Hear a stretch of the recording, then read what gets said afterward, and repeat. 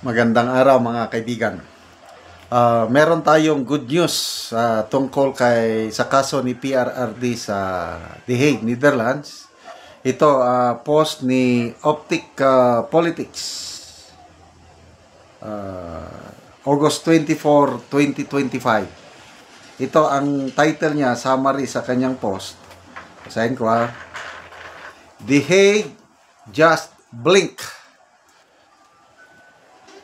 By naming a presiding judge to handle Duterte's motion against prosecutor Karim Khan, the ICC has revealed its weakest move yet. Either way, it's trapped. Nahulog na sa patibong ang ICC sa wise move kampo ni PRRD.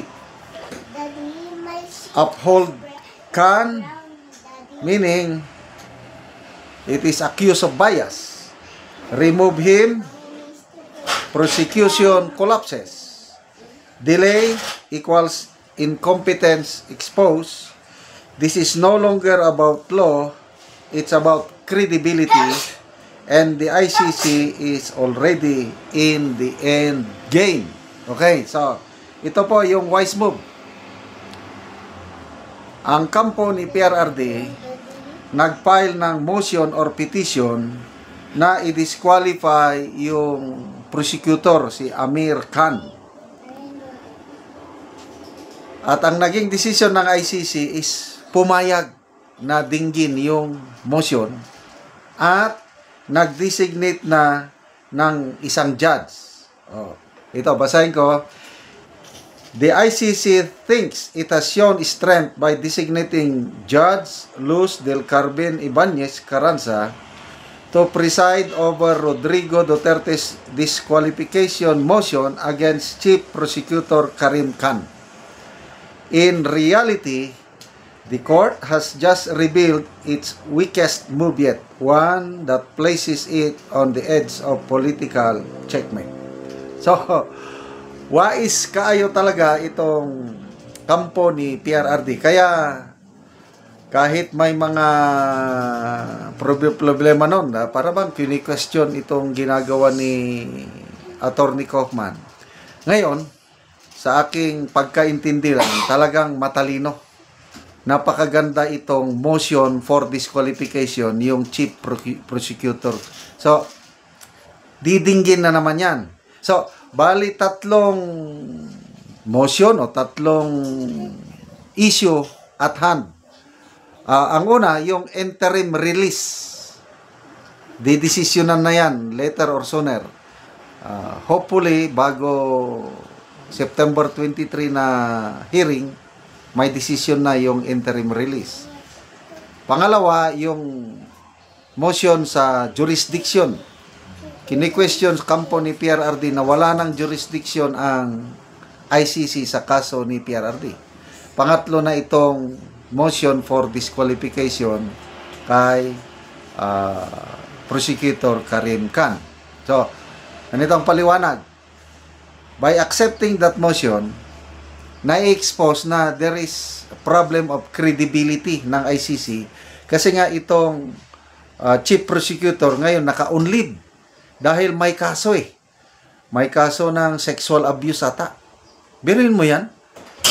Ikaw, korte ka na parang ikaw ang symbol of justice sa buong mundo.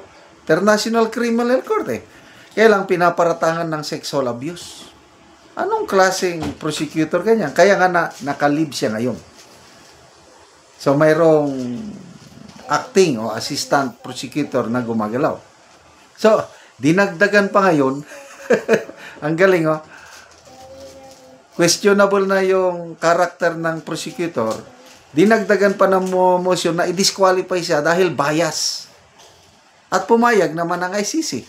Pwede man niyang i-dismiss kaagad yung motion. Pumayag ang korte. At naglagay ng isang judge para dinggin ang mga arguments. So, to me, it's a very wise move kampo ni PRRD. Kaya, magtiwala lang po tayo kay Attorney Kaufman. Huwag tayong mag-isip kung ano-ano. Sabi na nga, nagpayag na ang pamilya Duterte through kay BP Sara na may tiwala sila kay Attorney Kaufman. Ako rin,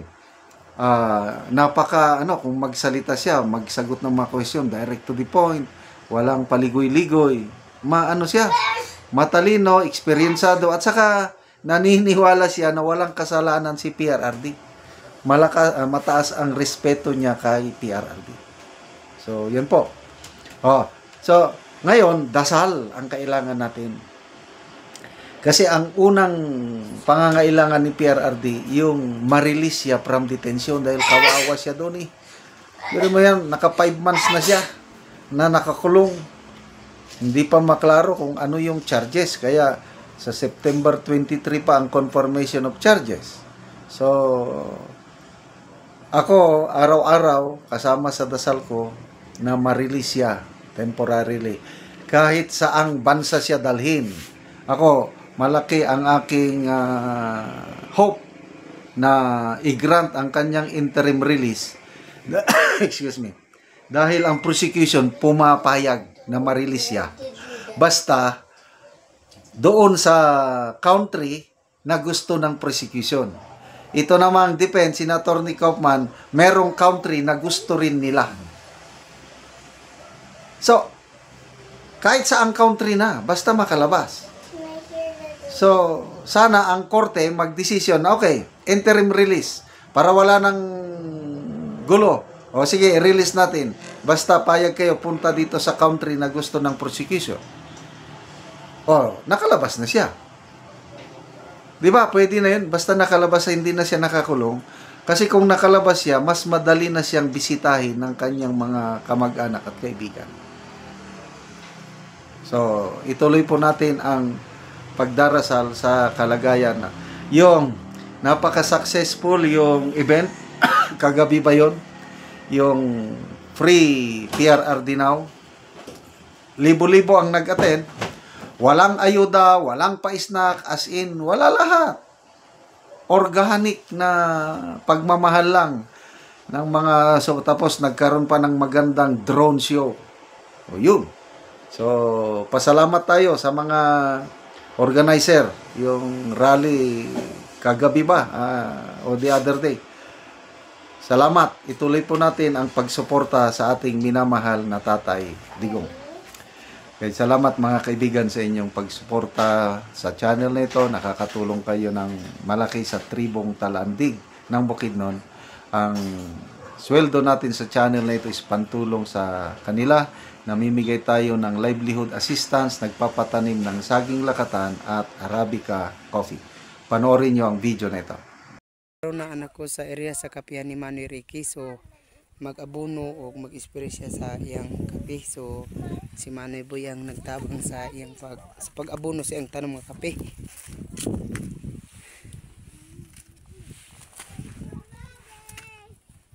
So muna ni ang itsura sa kape ni Manoy Ricky nga isa pa ka bulan.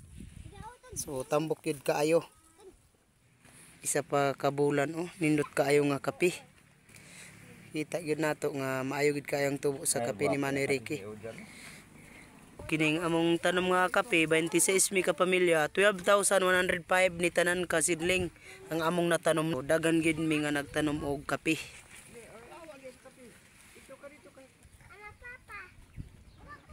O karon human sa pag-abono, naga-spray na pod ang kapihan ni Manoy Ricky.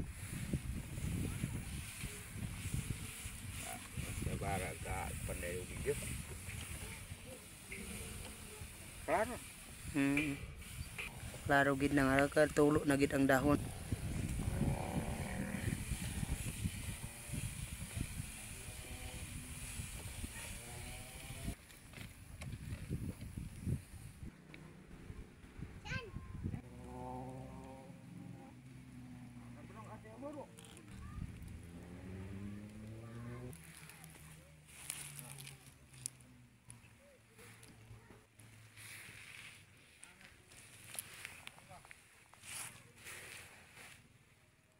Sa Ginoo o sa pagsuporta sa pagpananom namo sa kape. Mahawas gid mi sa kalisod. Oo. Salamat kay Manoy. Salamat pod. So nagpasalamat si Manoy sa Ginoo og sa nagsuporta sa kape. Salamat kayo.